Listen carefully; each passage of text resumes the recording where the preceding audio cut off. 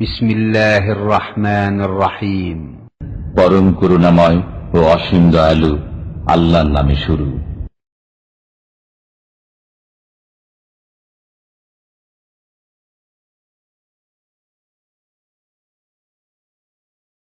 আসসালামু আলাইকুম ওয়া রাহমাতুল্লাহি ওয়া বারাকাতুহু।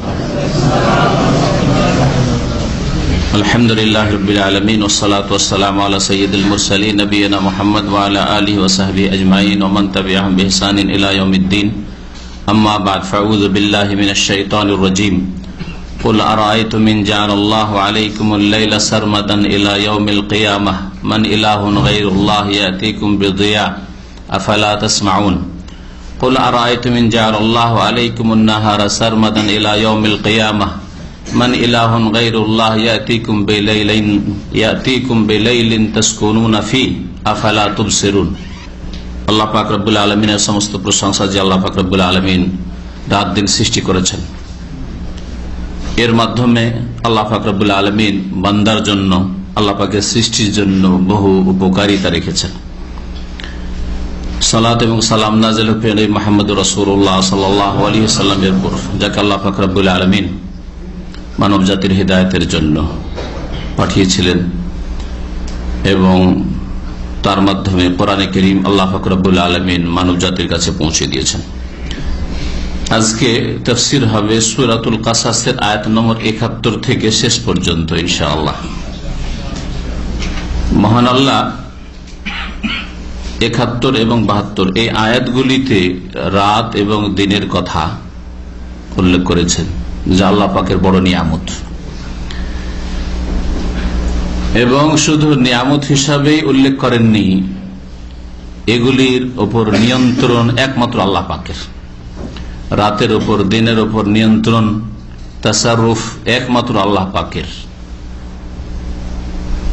যখন রাত দিনের উপর আল্লাহ পাকের নিয়ন্ত্রণ, তো রাত দিন যেভাবে হয়, সূর্য উদয় হলে দিন হয়, সূর্য অস্ত হলে রাত হয়, সূর্যের উপরে আল্লাহ পাকের নিয়ন্ত্রণ, চন্দ্রের উপর আল্লাহ পাকের নিয়ন্ত্রণ, তারকা নক্ষত্র রাজির উপর আল্লাহ পাক রব্বুল আলামিনের নিয়ন্ত্রণ, সবকিছুর উপর আল্লাহ পাকের নিয়ন্ত্রণ। এটা হচ্ছে আল্লাহ পাকের তৌহিদ, রুবুবিয়ত। একমাত্র আল্লাহ পাক এসবগুলির মালিক। কারো ক্ষমতা নেই যে সূর্যকে থামিয়ে দিতে পারে, কারো ক্ষমতা নেই যে সূর্য অস্ত হয় বিলম্ব করাতে পারে, কারো ক্ষমতা নেই যে সূর্য উঠায় বিলম্ব করাতে পারে, কারো ক্ষমতাই নেই যে রাতকে বড় করে দিতে পারে, দিনকে ছোট করে দিতে পারে, বা এর বিপরীত কিছু করতে পারে। কারো ক্ষমতায় নেই যে বৃষ্টি নিয়ে আসতে পারে আল্লাহ না চাইলে, কারো ক্ষমতা নেই যে দুর্ভিক্ষ নিয়ে আসতে পারে আল্লাহ পাক যদি তা না চান। এইভাবে প্রত্যেকটি ক্ষেত্রে আল্লাহ পাকের ওয়াহদানিয়ত, আল্লাহ পাকের একত্বের কথা আমাদেরকে জানতে হবে। সূর্যের উপর যখন নিয়ন্ত্রণের, সূর্যের আলোর উপর কোন মানুষের নিয়ন্ত্রণ নেই। আল্লাহ পাক রব্বুল আলামিন ইরশাদ করেছেন, কুল, হে নবী বলো, মানে মানুষকে জানিয়ে দাও, আরাআইতুম, আরাআইতুম মানে তোমরা দেখেছো কি? চোখ দিয়ে দেখা এক রকমের, আরেকটা হচ্ছে অন্তর্দৃষ্টি দিয়ে দেখা। অন্তর দিয়ে দেখা মানে চিন্তা করে দেখেছো কি। এই জন্য অনেকেই তাফসীর করতে গিয়ে বলেছে তোমরা চিন্তা করে দেখেছো কি? চিন্তা করে দেখেছো তাহলে বলো। কেউ বলো বলে এই জন্য ব্যাখ্যা করেছেন। তবে আরাআইতুম কাছাকাছি অর্থ যদি এরকম করা হয়, তোমরা চিন্তা করে দেখেছো কি? অন্তর দিয়ে কখনো দেখেছো মানে চিন্তা করেছো কি? ইন জাআলাল্লাহু আলাইকুমুল লাইলা সারমাদান ইলা ইয়াউমিল কিয়ামাহ, যদি আল্লাহ পাক তোমাদের উপর রাতকে স্থায়ী করে দেন, সারমাদান মানে আবাদান, স্থায়ী করে দেন কিয়ামত পর্যন্ত, মানে চিরকালের জন্য। চিরকালের জন্য রাত আর রাতই থেকে গেল, দিনের মুখ দেখতে পেলে না। আল্লাহ যদি এইরকম করে দিতেন যে রাত ছাড়া কোনো দিন নেই, সবসময় রাত, অন্ধকার, মান ইলাহুন গায়রুল্লাহ, আল্লাহ ছাড়া আর কোন ইলাহ আছে, কোন উপাস্য, কোন মাবুদ আছে, ইয়াতিকুম বিদিয়া, যে তোমাদের জন্য দিবালোক নিয়ে আসতে পারে। আল্লাহ যদি রাত করে দেন, সবসময় অন্ধকার করে দেন, তাহলে কোন শক্তি আছে কি যে তোমাদের জন্য আলো নিয়ে আসতে পারে? আফালা তাসমাউন, তোমরা কি কর্ণপাত করো না, শোনো না? তারপর আল্লাহ পাক ইরশাদ করছেন এর বিপরীতটা, কুল, হে নবী বলো, আর আইতুম, আচ্ছা তোমরা চিন্তা করেছো কি, ইন জাআলাল্লাহু আলাইকুম আন-নাহারা সারমাদান ইলা ইয়াউমিল কিয়ামা, যদি আল্লাহ পাক দিনকে স্থায়ী করে দেন কিয়ামত পর্যন্ত, চিরকাল দিন আর দিন থেকে গেল, রাতের মুখ দেখতে পেলে না, এরকম যদি আল্লাহ পাক করে দেন, মান ইলাহুন গায়রুল্লাহ, আল্লাহ ছাড়া আর কে এমন উপাস্য আছে, মাবুদ আছে, মালিক আছে, ইয়াতিকুম বিলাইলিন, যে তোমাদের জন্য রাত নিয়ে আসতে পারে, অন্ধকার করতে পারে, তাসকুনুনা ফি, যে রাতের অন্ধকারে তোমরা বিশ্রাম করে থাকো, শান্তি পেয়ে থাকো। সুবহানাল্লাহ, দিনেও যারা ঘুমান, রুমটা যদি অন্ধকার না হয় তো না মানসিক শান্তি হয় না শারীরিক শান্তি হয়, ঘুম আসতে চায় না। অনেকের তো মুডেই ঘুম আসতে চায় না, আর অনেকের হয়তো দীর্ঘদিন এরকম থেকে থেকে অভ্যাস হলো, শান্তির ঘুম হয় না, বিশ্রামের ঘুম হয় না আলোতে। তো যদি আল্লাহ পাক এরকম দিনই রেখে দিতেন তাহলে তোমাদের জন্য কেউ রাত নিয়ে আসতে পারতো না, সুতরাং তোমাদের বিশ্রামও হইতো না, আরামও হইতো না। আফালা তুবসিরুন, তোমরা কি এসব কথা দেখো না, চিন্তা করে দেখো না, তোমাদের চক্ষু দৃষ্টি দিয়ে দেখো না, তোমাদের অন্তর দৃষ্টি দিয়ে দেখো না? আফালা তুবসিরুন, একবার আল্লাহ পাক শোনার কথা বলেছেন, কারণ মানুষ শুনে শুনে উপকৃত হয়, আর মানুষ উপকৃত হয় দেখে। বিদ্যা অর্জনের, জ্ঞান হাসিল করার উপায় হচ্ছে মানুষের মধ্যে যে জ্ঞান ঢুকে, আপনার নলেজ বাড়ছে, হয় চোখ দিয়ে ঢুকে, যে অন্তরে নামায়, হ্যাঁ, ব্রেনে এখানে করে নিয়ে গিয়ে মেমোরিতে স্টক করে, আর না হলে কান দিয়ে ঢুকে, তাই না? দুনিয়ার জীবনে কোন দৃশ্য দেখেছেন, আর এমন নকশা হয়ে গেছে, সবসময় মনে আছে জীবনে এইরকম আমি দৃশ্য দেখেছি, এমন মানুষ দেখেছি, এমন আচরণ দেখেছি, এমন লড়াই দেখেছি, এমন অবস্থা দেখেছি। হ্যাঁ হ্যাঁ, এগুলো হচ্ছে এই ক্ষেত্রে। লেখাপড়ার ক্ষেত্রে আপনার চোখ দেখেছে আর পড়েছেন, আর চোখ দিয়ে নামছে, তারপরে আপনার হৃদয় সেগুলো উপলব্ধি করছে, তারপরে এখানে স্টক করছেন আপনি। অথবা শুনে শুনে নিরক্ষর মানুষ, পড়াশোনা জানে না, সুতরাং পড়া জানলে তো চোখ দিয়ে উপকৃত হইতে পারতো, এলেম কিছু ভিতরে ঢুকাইতে পারতো, চোখ দিয়ে ঢুকাইতে পারে না, কারণ পড়া জানে না। হ্যাঁ, চোখ দিয়ে শুধু দেখার জিনিস, যা দৃশ্য দেখছে সেগুলো হয়তো মেমোরিতে রাখতে পারবে। হ্যাঁ, তবে কান দিয়ে শুনছে, যদি দিন শিখতে চায় ইসলামিক আলোচনা শোনে, আর শোনার পর কান দিয়ে শুনে অন্তরে নামায়, বুঝে উপলব্ধি করে, তারপরে যতটা আল্লাহ পাক মেমোরিতে ক্ষমতা দিয়েছে ততটা এখানে স্টক করার চেষ্টা করে। কেউ অনেকটাই রাখতে পারে, কেউ অল্প স্বল্প রাখে, কেউ রাখতেই পারে না, যার মেমোরি দুর্বল, ঠিক কিনা? তো আসলে মানুষের শিখা এই চোখ দিয়ে হয়ে থাকে অথবা কান দিয়ে হয়ে থাকে। যত কিছু শিখে মানুষ এই শরীরের মধ্যে ঢুকায় এই চোখ দিয়ে অথবা কান দিয়ে। এই জন্য আল্লাহ পাক একবার আফালা তাসমাউন বলেছেন, তোমরা কি কর্ণপাত করো না, শোনো না? শুনলেও তো মানুষ শিখে। আফালা তুবসিরুন, তোমরা কি দেখো না? দেখলেও তো মানুষ শিখে। তো আল্লাহ পাক রব্বুল আলামিন রাত এবং দিনের মালিক। তারপরে আল্লাহ পাক ইরশাদ করছেন এই বিষয়ে, অমিন রহমাতিহি, এই যে রাত আর দিনের আবর্তন বিবর্তন, এটা হচ্ছে তার রহমতের অন্তর্ভুক্ত, তার করুণা। জাআলা লাকুমুল লাইলা ওয়ান নাহার, আল্লাহ পাক তোমাদের জন্য সৃষ্টি করেছেন রাত এবং দিন, লিতাসকুনু ফিহি, যাতে তাতে তোমরা আরাম বিশ্রাম করতে পারো, তাতে তোমরা শান্তি পাও। রাত দিন আবর্তন বিবর্তন না হইলে শান্তি হইতো না, আর রুজি রোজগার হইতো না। ওয়ালিতাবতাগু মিন ফাদলিহি, এবং তার অনুগ্রহ রিজিক জাতি করে তোমরা সন্ধান করতে পারো। রাতের কথা উল্লেখ করেছেন আগে, তারপরে দিনের কথা। আর রাত দিনের সৃষ্টির রহস্য সম্পর্কে দুটো জিনিস উল্লেখ করেছে, লিতাসকুনু ফিহি, যাতে শান্তি হাসিল করতে পারো। রাত তোমাদের শান্তির জন্য, বিশ্রামের জন্য, আরামের জন্য। ওয়ালিতাবতাগু মিন ফাদলি, তারপরে দিনের কথা 2 নম্বরে উল্লেখ করেছেন, নাহার, সেজন্য 2 নম্বরে দিনের ফায়দা, উপকারিতা বা দিন সৃষ্টি করার রহস্য আল্লাহ বলছেন ওয়ালিতাবতাগু মিন ফাদলি, যাতে করে আল্লাহ পাকের রিজিক অনুগ্রহ তোমরা তলাশ করতে পারো। দিনে যেইভাবে রুজি রোজগার করা সম্ভব, দিনে যেইভাবে ব্যবসা বাণিজ্য করা সম্ভব, দিনে যেইভাবে চাষাবাদ করা সম্ভব, দিনে যেইভাবে দুনিয়ার যতগুলি রুজি রোজগারের উপায় আছে, যেইভাবে হাসিল করা সম্ভব রাতে সম্ভব নয়। রাতে যেভাবে আরাম বিশ্রাম করা সম্ভব দিনে সম্ভব নয়। যারা নাইট ডিউটি করে তাদেরকে জিজ্ঞেস করেন যে এই ঘুমে কি তাদের শরীরের চাহিদা পূরণ হয়? যারা রাত্রে কাজকর্ম করে তাদেরকে জিজ্ঞেস করেন যে রাতের কাজকর্ম না দিনের কাজকর্ম ভালো? দিনকে আল্লাহ পাক সৃষ্টি করেছেন কাজকর্ম করার জন্য, আর রাতকে সৃষ্টি করেছেন আরাম বিশ্রাম করার জন্য দুনিয়ার কাজের ক্ষেত্রে। ইবাদত বন্দেগীকে আল্লাহ সুন্দরভাবে সুবিন্যস্ত করেছেন, ভাগ করে দিচ্ছেন। রাতে কিছু অংশ ইবাদত রয়েছে, দিনে কিছু অংশের ইবাদত রয়েছে। রাতেও ফরজ সালাত রয়েছে আর দিনেও ফরজ সালাত রয়েছে, তাই না? রাতেও নফল রয়েছে, দিনেও নফল রয়েছে। দিনে যদি সিয়াম রোজা থাকে তো রাতে কিয়ামুল লাইল, কোরআন তেলাওয়াত, জিকির আজকার, দোয়া রয়েছে। দিনে যেমন নামাজ রয়েছে সালাতুদ দুহা, রাতে রয়েছে তাহাজ্জুদের নামাজ।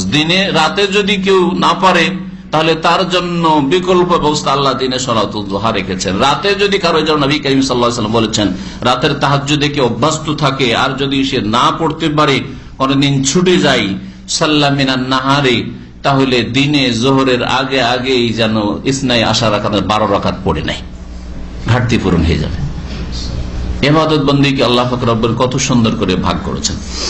তারপরে আল্লাহ পাক তার তৌহিদের কথা বা তৌহিদের বিষয়ে আরেকটি কথা বলছেন যে তৌহিদের বিপরীত হচ্ছে শিরক, আল্লাহ পাকের কোন শরীক নেই।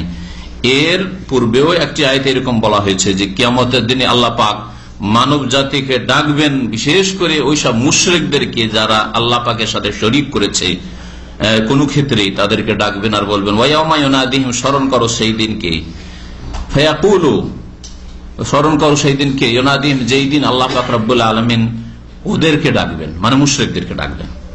ফায়াকুলু, আর বলবেন আইনা শুরাকাই, আমার সেই শরীকগুলি কোথায়, পার্টনারগুলি কোথায়, যাদেরকে তোমরা সাব্যস্ত করেছিলে, আল্লাযীনা কুনতুম তাজউমুন, যাদের সম্পর্কে তোমাদের ধারণা ছিল যে এরা আমার শরীক।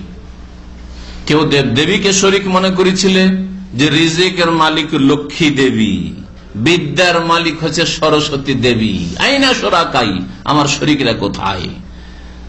যারা মনে করেছিলে যে জিলানি আর চিশতি, এরা গৌসুল আজম আর গরিব নওয়াজ, এরা হচ্ছে আমার শরীক, আইনা শুরাকা, আমার শরীকরা কোথায়? দেখো আমার শরীকদেরকে নিয়ে আসো, আমার সামনে হাজির করো, কোথায় আমার শরীকরা?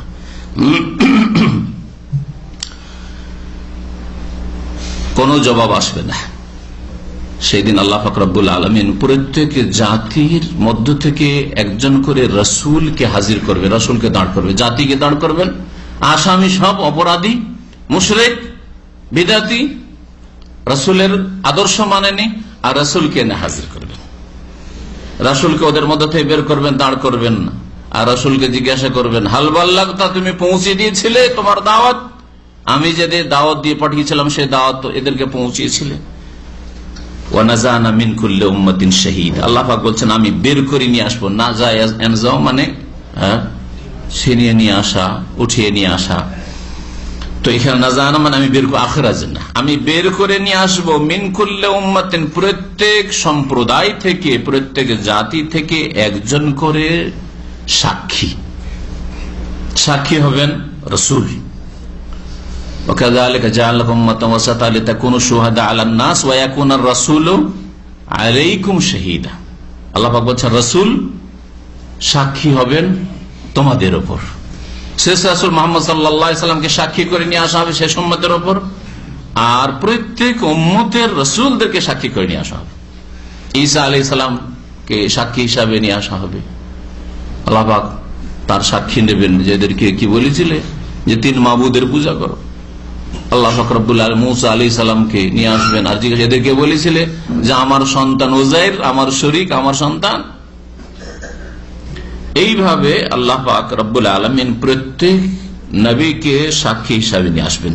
ফাকাইফা ইযা জিনা মিন কুল্লি উম্মাতিন বিশাহীদ ওয়া জিনা বিকা আলা হাউলাই শাহীদ। আল্লাহ পাক আরেকটা আয়াতে ইরশাদ করেছেন কি অবস্থা হবে সেই দিন, ইযা জিনা মিন কুল্লি উম্মাতিন বিশাহীদ, যেদিন প্রত্যেক জাতি থেকে একজন করে সাক্ষী নিয়ে আসবে। এই আয়াত আরো স্পষ্ট যে প্রত্যেক জাতি থেকে আল্লাহ পাক কি নিয়ে আসবেন? একজন করে সাক্ষী। ওয়াজিনা বিকা, হে নবী তোমাকে নিয়ে আসবো, আলা হাওলা, এই লোকদের উপর সাক্ষী করে, শাহিদা শেষ উম্মতের উপর। এখানে ওটাই বলা হয়েছে, নাজানা মিন কুল্লি উম্মাতিন শাহিদা, প্রত্যেক উম্মত থেকে আমি একজন করে সাক্ষী বের করে নিয়ে আসবো।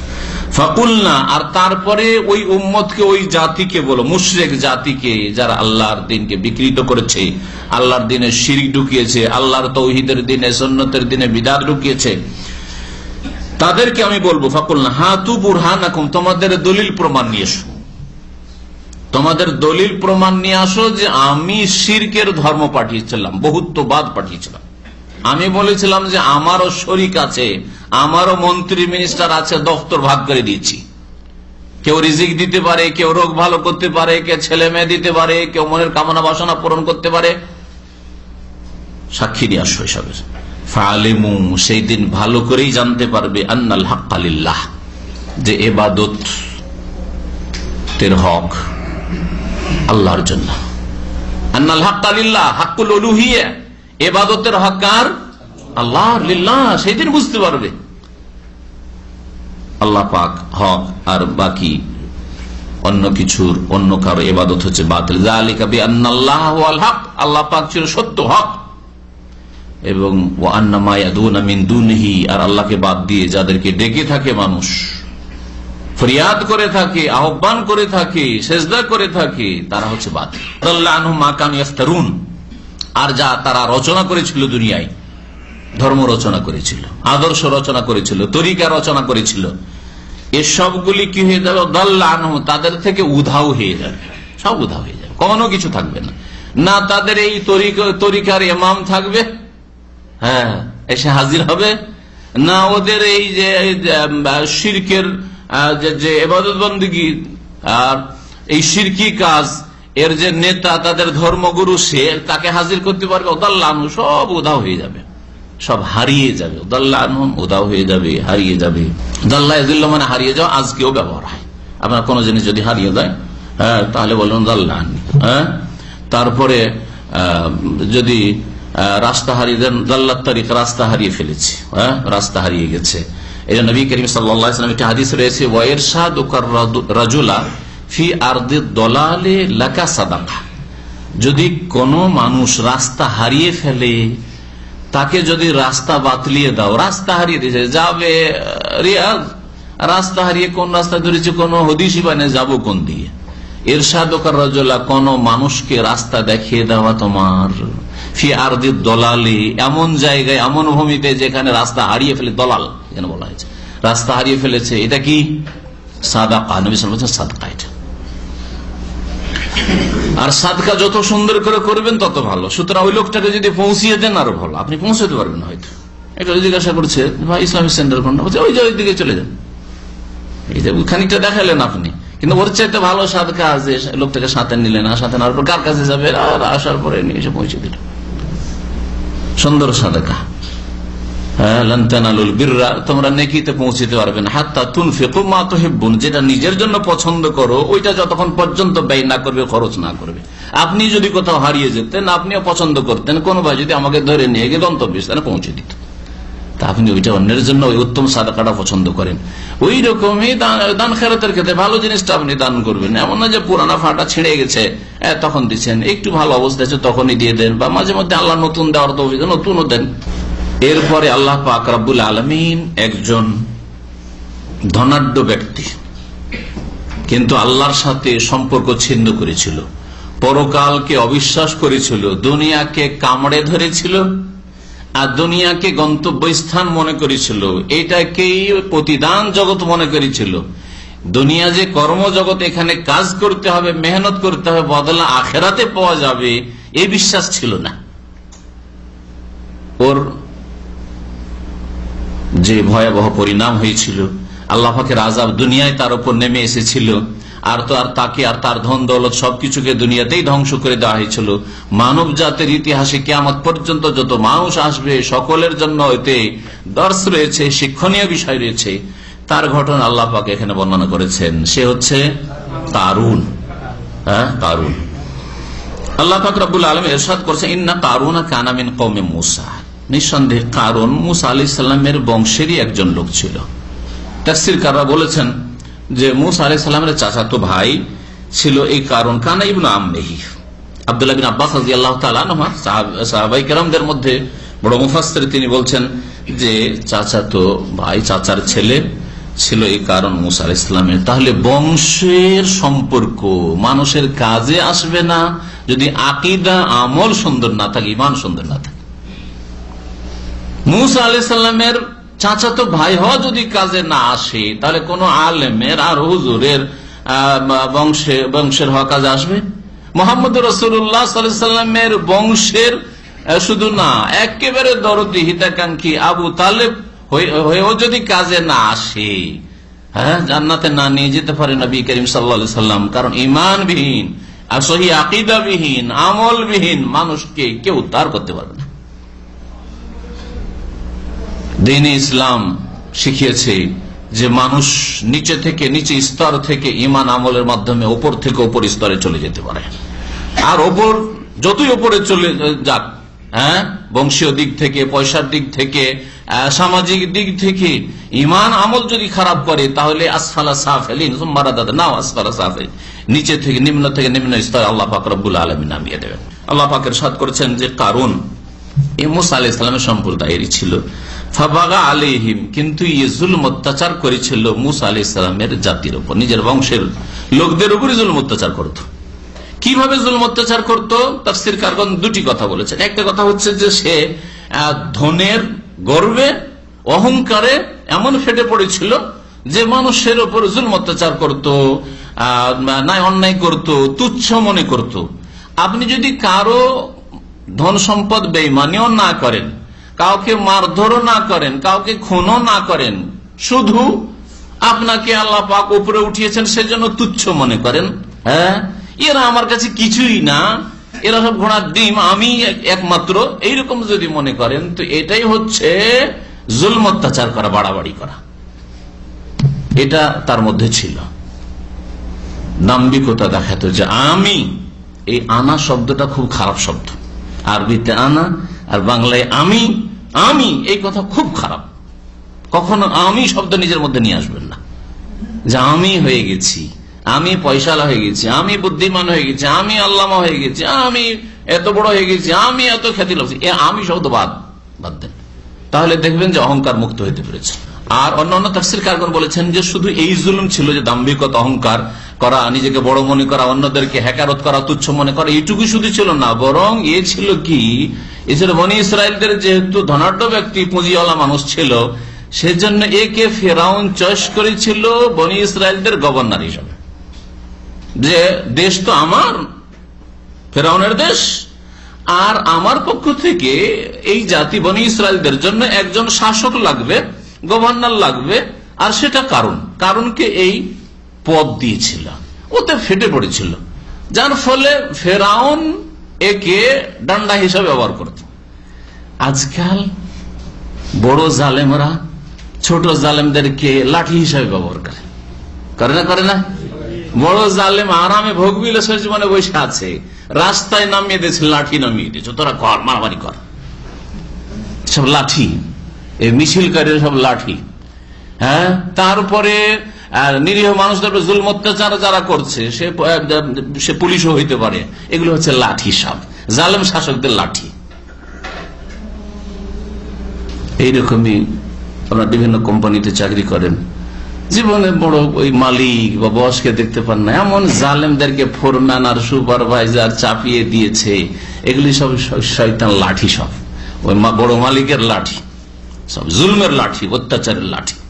কারো বেতন দিচ্ছে না, কারো ছুটি দিচ্ছে না, কারো সার্ভিস বেনিফিট দিচ্ছে না, কারো উপর কত রকমের জুলম অত্যাচার করছে। গতকালকে এক ভাই টেলিফোন জেদ্দা থেকে যে এমন এক জালেমকে সুপারভাইজার পাঠিয়েছে, এতদিন কাজ করলাম, আর সে আইডিয়াল ওয়ার্কার হয়েছিল, আর সে বলছে যে 15 মিনিট আগেই ও 15 মিনিট কেটে নেয়, মানে এখন ডিউটির সময় শুরু হয়নি, ডিউটির সময় ঠিকভাবে আসছে, তারপর 15 মিনিট 20 মিনিট কেটে বসে আছে, আগে আসলেও। এইরকম জুলম অত্যাচার আজকাল এই লাঠিগুলো করে থাকে, জালেমদের লাঠি এরা। ফোরম্যান, সুপারভাইজার, এইরকমই যারা আছে ওইরকম কোন পদে, এরা অধিকাংশই জালেমদের ডান্ডা লাঠি। কিয়ামতের দিনে জবাব দিতে হবে। এবং এদের সম্পর্কে শুনে রাখেন, একটা হাদিস মনে পড়লো, নবী করিম সাল্লাল্লাহু আলাইহি সাল্লাম বলেছেন যে এরা হচ্ছে মিন আহলিন নার, সিনফান মিন আহলিন নার, সহিহ মুসলিমের হাদিস। দুই শ্রেণীর মানুষ আছে, এরা জাহান্নামী। দুই শ্রেণীর মানুষ আছে, তারা জাহান্নামী। এক শ্রেণীর মানুষ মহিলারা, নিসাউন কাসিয়াতুন আরিয়াতুন মুমিলাতুন মাইলাতুন রউসুহুন্না কাসিনামাতিল বুখতিল মাইলা লা ইয়াদখুলুনাল জান্নাতা ওয়া লা ইয়াজিদুনা রিহা ওয়া ইন্না রিহা লা তুজাদু মাসিরাতি কাযা ওয়া কাযা। মহিলা বেহায়া বেপরদা, আর খোপা বড় করে বাঁধে অথবা টাইট কাপড় পরে, আর শরীরের যে উঁচা নিচা সব বোঝা যায়, কোন দিকে কতটা কত ইঞ্চি উঁচা হয়ে আছে, এদিকে বা উঁচা হিলওয়ালা স্যান্ডেল জুতা পরে, আর তারপরে এই ঝুঁকে, দোলনার মতো ঝুঁকে, আর খুব মজা নেই যুবক ফাসিকরা, রউসুহুন্না কাসিনামাতিল বুখত, আর মাথার এই খোপা এমন করে বাঁধা থাকে বুখতি উটের চূড়ার মতো হয়ে থাকে, লা ইয়াদখুলুনাল জান্নাহ, এরা জান্নাতে যাবে না। বেহায়া বেপরদা মহিলা যারা নিজেরা আকৃষ্ট হয় যুবকদের দিকে, আর যুবকদেরকে নিজের দিকে আকৃষ্ট করে ফিতনায় ফেলে, বহু মানুষের ইমানকে কমজোর করে দেয়। এবার বেহায়া বেপরদা আর টাইট পোশাক বা অর্ধ উলঙ্গ পোশাক পরার কারণে তাদের দিকে তাকাতে থাকে, আর এইভাবে তারা জাহান্নামে যায়। লা ইয়াদখুলুনাল জান্নাহ, এরা জান্নাতে যাবে না। ওয়ালা ইয়াজিদুনা রিহা, জান্নাতের সুগন্ধিও পাবে না। অথচ জান্নাতের সুগন্ধি 40 বছর, কোন হাদিসে রয়েছে কোন 70 বছর, এত দূর থেকে আসে। নবী করিম সাল্লাল্লাহু আলাইহি ওয়াসাল্লাম আরেক শ্রেণীর লোকের কথা বলেছেন, ওরা বলছেন যে রিজালুন মাহুম সিয়াত। আর আরেক শ্রেণীর লোক যারা জাহান্নামে যায় তারা হচ্ছে এমন লোকেরা যাদের হাতে বেত আছে, বেত, লাঠি হাতে নিয়ে আছে, আর মানুষকে মারধর করে, জুলম অত্যাচার করে, হয়তো শাসক প্রজাদের জুলম অত্যাচার করে, অথবা যারা নেতৃত্ব রয়েছে বা ক্ষমতায় রয়েছে, শক্তি বেশি, দুর্বলদের উপর জুলম অত্যাচার করে। যারা আমাদের দেশে সামাজিক ক্ষেত্রে দেখবেন যে একটা বংশ যদি দুর্বল হয় আর এক বংশ শক্তিশালী, তো সেই বংশের এত লাঠি যে এইগুলোকে সবকে গোলাম বানিয়ে রেখেছে। যারা গরিব মানুষ অথবা দুর্বল জনবলের ক্ষেত্রে তাদেরকে গোলাম বানিয়ে রেখেছে। এই শ্রেণীর লোক, এইরকম যারা সামাজিক জালেম আর রাষ্ট্রীয় জালেম, এরা জান্নাতে যাবে না, বা ওদের সাথে সহযোগিতা করে, তাদের লাঠি হিসাবে ব্যবহৃত হয়, এরা জান্নাতে যাবে না, নবী করিম সাল্লাল্লাহু আলাইহি ওয়াসাল্লাম বলেছেন। তো এই কারুন ফেরাউনের এক লাঠি ছিল বড়। ফেরাউন যাই বলতো, জুলম অত্যাচার করতে তাই করত।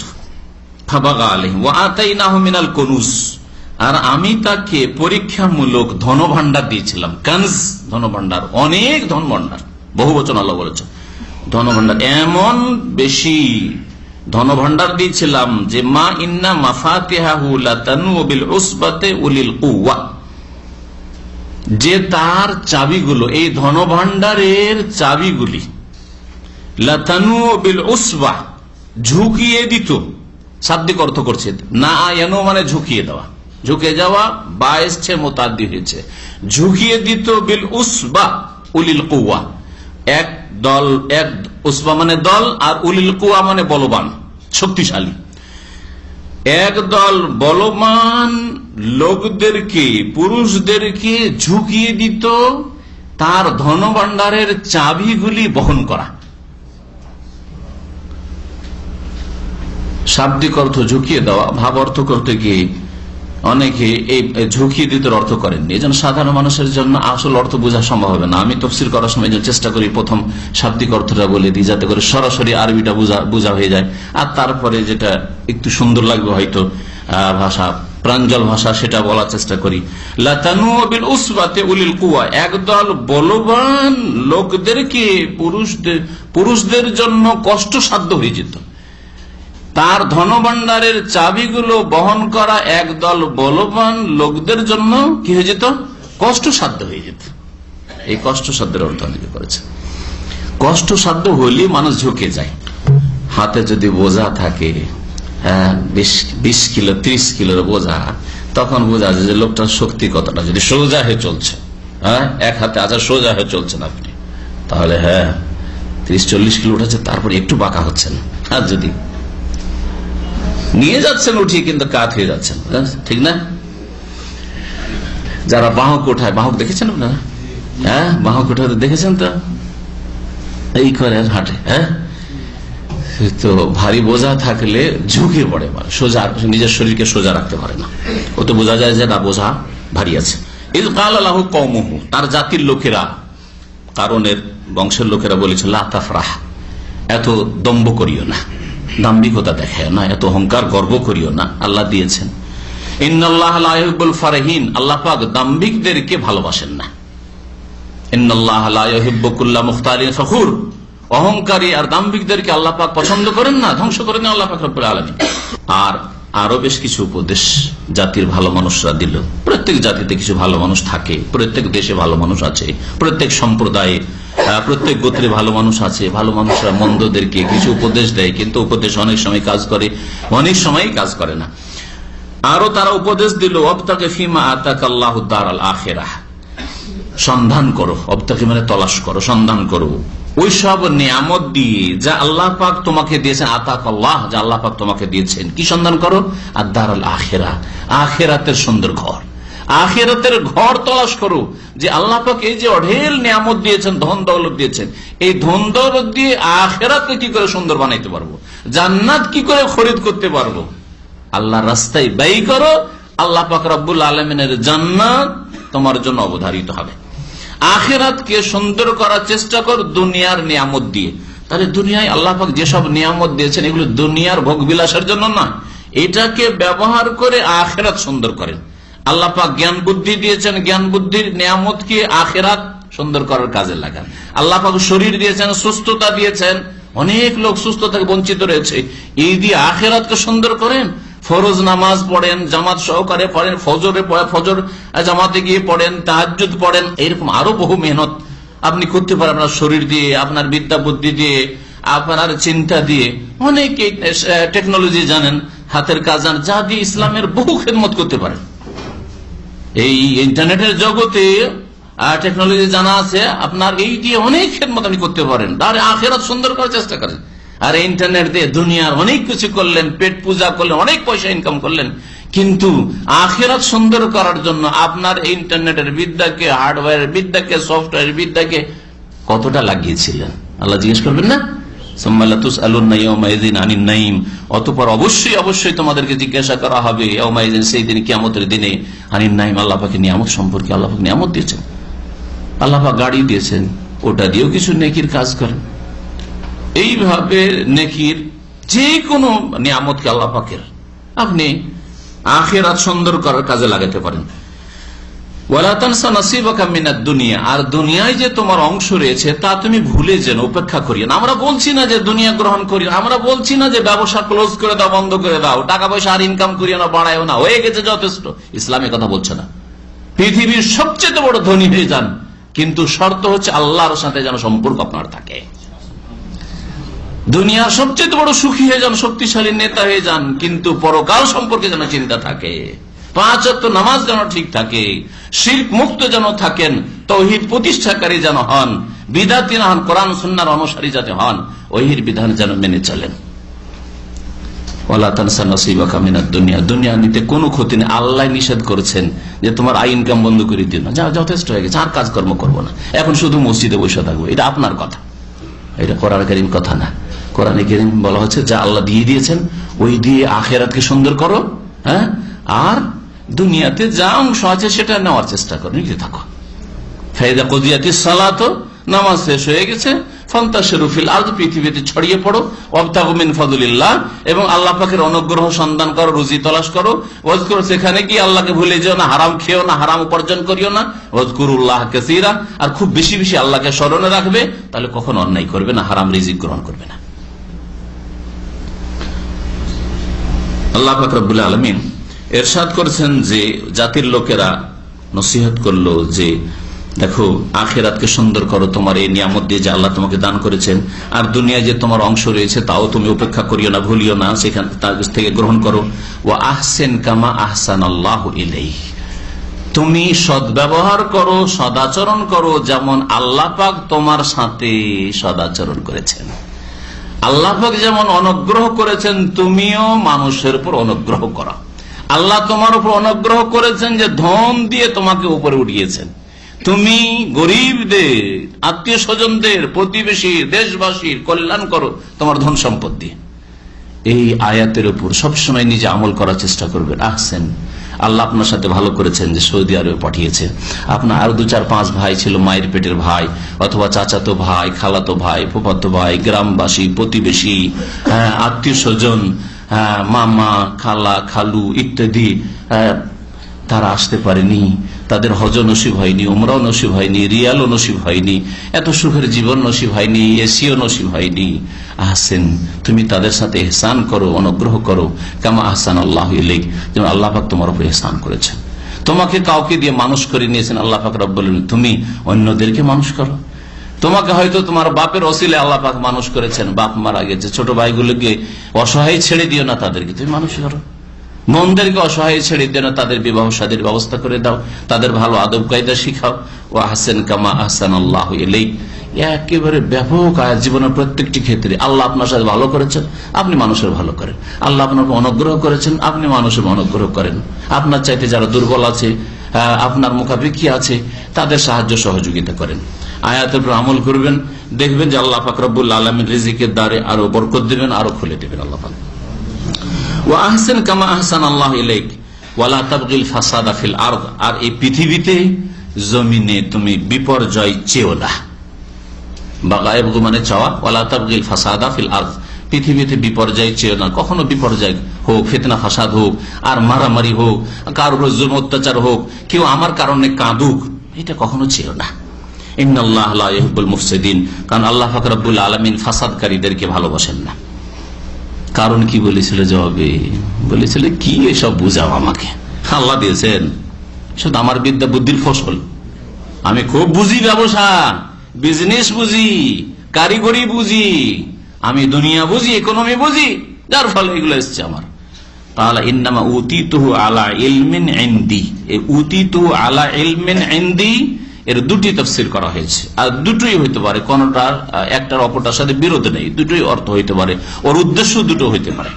তাফসীরকারগণ বলছেন একটি অর্থ যেটা থেকে ইঙ্গিত করলাম কি, যে ইন্নামা উতিতুহু, এই ধন ভান্ডার তো আমাকে দেওয়া হয়েছে, আলা ইলমিন ইনদি, আমার বিদ্যা বুদ্ধির বলে, আমার জ্ঞান বিবেক বিচক্ষণতার বলে, আলা ইলমিন ইনদি, আল্লাহ দিয়েছেন। আর এই সব কথা নসিহত আর উপদেশ, এহসান কর, আল্লাহ এহসান করেছেন, আমার বিদ্যা বুদ্ধি ছিল বলে হয়েছে, তোমাদের বিদ্যা বুদ্ধি কম সেজন্য হয়নি।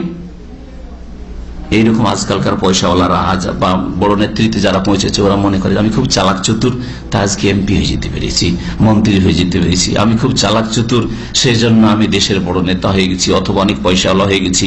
দেখেন না, আমার সাথে অনেকে এসছে, ও চাকরিটাই ঠিক করে করতে পারে না, আর আমার এই ব্যবসা ওই ব্যবসা এই সেই, মনে করে যে তার বিদ্যা বুদ্ধির সব ফসল, আল্লাহ পাকের নিয়ামত, আল্লাহ পাক ইহসান করেছেন, এইসব কথা সব ভুলে যায়।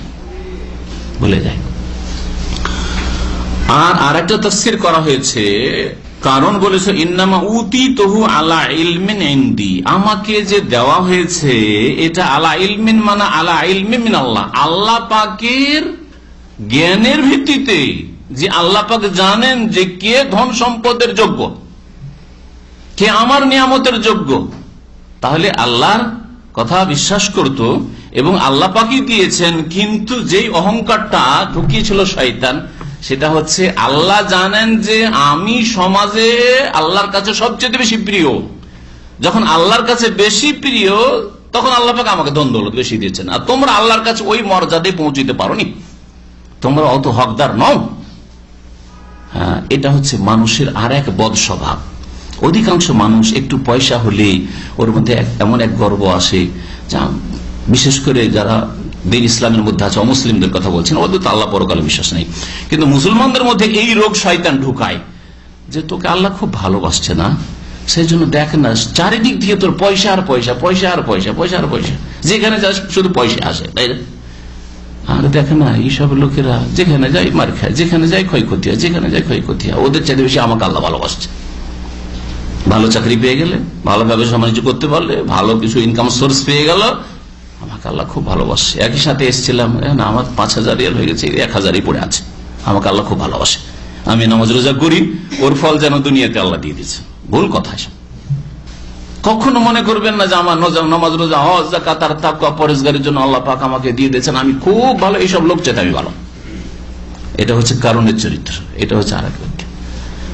সূরা জুমার এই মর্মে এর সমর্থনে একটি আয়াত রয়েছে, মানুষকে যখন নিয়ামত দেওয়া হয় তখন বলে যে ইন্নামা উতিতুহু আলা ইলম, আল্লাহ জানেন যে কাকে দিতে হবে আর কাকে দিতে হবে না। আল্লাহ জানেন যে আমি পাওয়ার যোগ্য, আমার আল্লাহর কাছে পাওনা আছে, তাই আল্লাহ দিয়েছেন। আল্লাহর কাছে কোনো পাওনা নেই। তোমার কি করে রেখেছো আল্লাহর কাছে তোমার পাওনা আছে যে তোমাকে দিয়েছেন, আর অন্যদের পাওনা নেই, সেজন্য অন্যরা পাওয়ার হক রাখে না, সেই জন্য আল্লাহ দেননি। বরং আল্লাহ পাকের পরীক্ষা। আল্লাহ পাক তারপরে বলছেন ওই আয়াত সূরা জুমারে, বাল হিয়া ফিতনা, বরং আল্লাহ পরীক্ষা স্বরূপ দিয়েছেন। তোমাকে আল্লাহ খুব ভালোবাসেন সেই জন্য দুনিয়ার সুখ দিয়েছেন এই কথা নয়, বরং আল্লাহ পাক পরীক্ষা স্বরূপ দিয়েছেন। তারপর আল্লাহ পাক ইরশাদ করেছেন আল্লাহর বাণী, আওয়ালাম ইয়ালাম, এই কারণ কি জানেন না, আন্নাল্লাহা কাদ আহলাকা মিন ক্বাবলিহি মিনাল কুরুনি মান হুয়া আশাদ্দু মিনহু কুওয়াতান ওয়া আকসারু জামআ। এই কারণ কি জানে না যে আল্লাহ পাক রব্বুল আলামিন তার পূর্বে ধ্বংস করেছেন বহু জাতিকে, মিনাল কুরুন, বহু জাতিকে, যারা মান হুয়া আশাদ্দু মিনহু কুওয়াতান, যারা এই কারণের চাইতে বেশি শক্তিশালী ছিল, ওয়া আকসারু জামআন, আর ধন সম্পদের প্রাচুর্যে ওর চাইতে বেশি ছিল, ওর চাইতে বড় বড় ধনী ছিল, তাদেরকে আল্লাহ ধ্বংস করেছেন। এই কথা কারণ জানে না। ওয়ালা ইউসআলু আন যুনুবিহিমুল মুজরিমুন, আর অপরাধীদেরকে তাদের পাপ সমূহ সম্পর্কে জিজ্ঞাসা করা হয় না ধ্বংসের পূর্বে।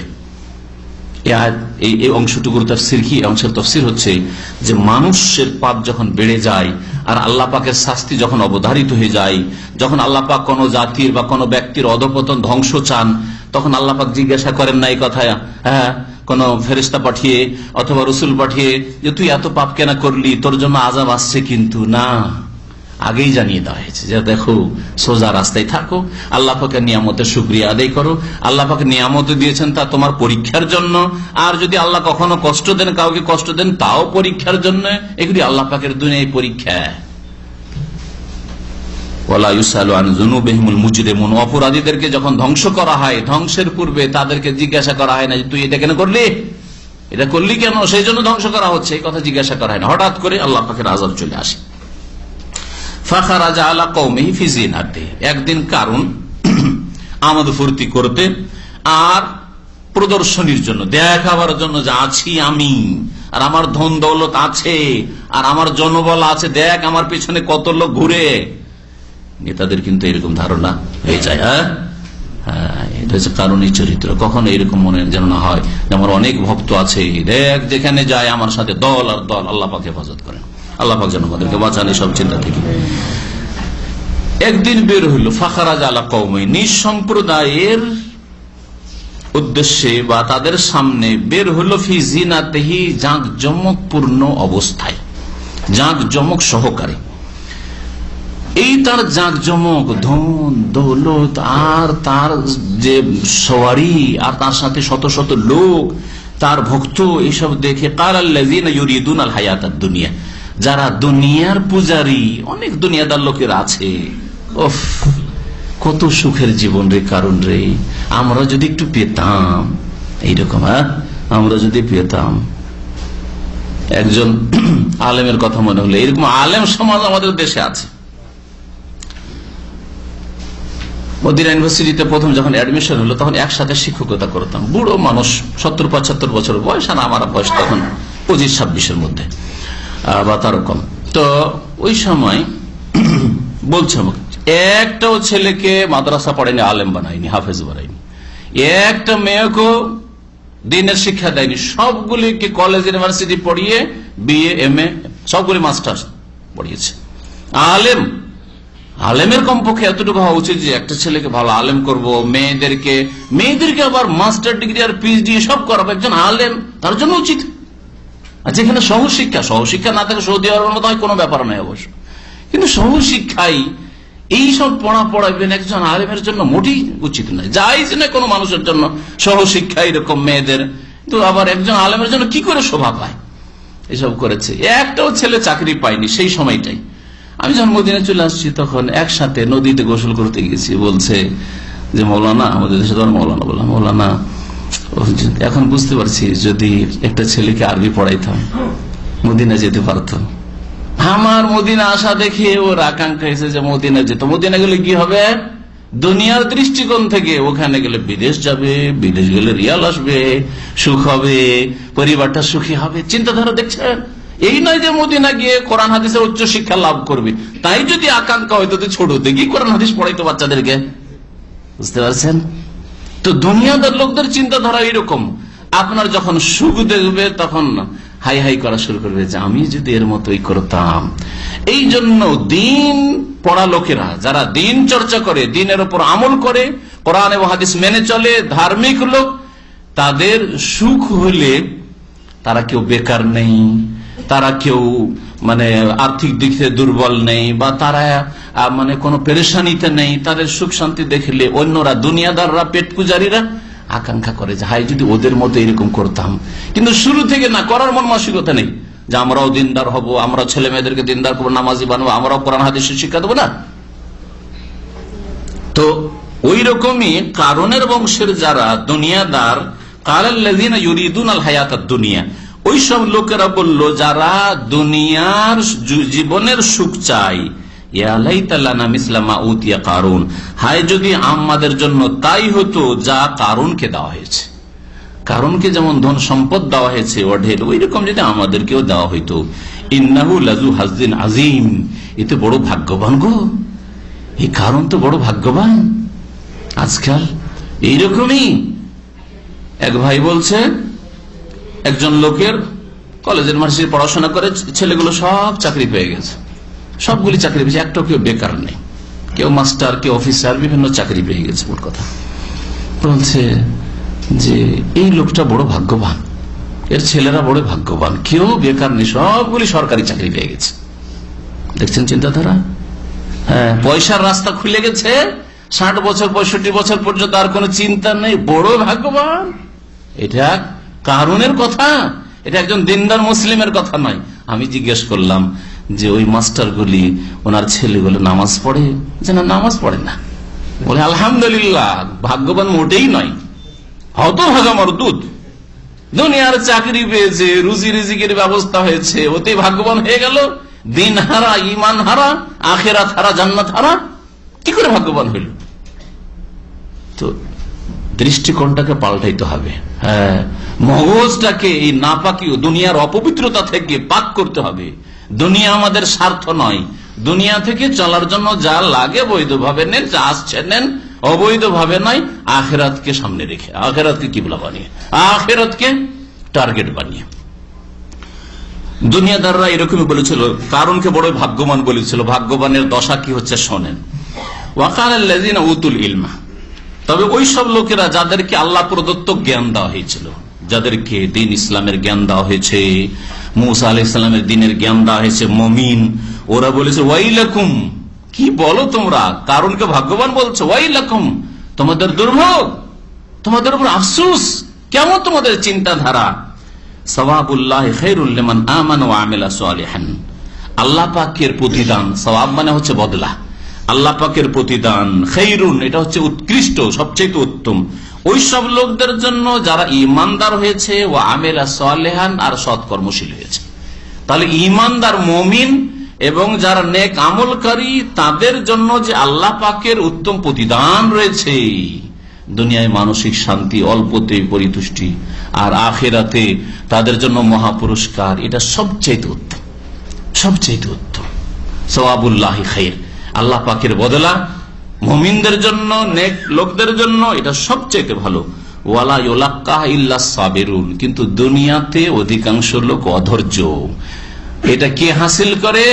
ওয়ালা ইউলাক্কাহা, এটা অর্জন করতে পারে না একমাত্র ধৈর্যশীল ছাড়া। ধৈর্যশীল যারা, ধৈর্য ধারণকারী, তারাই এই আল্লাহ পাকের সওয়াব, আল্লাহ পাকের প্রতিদান হাসিল করতে পারে।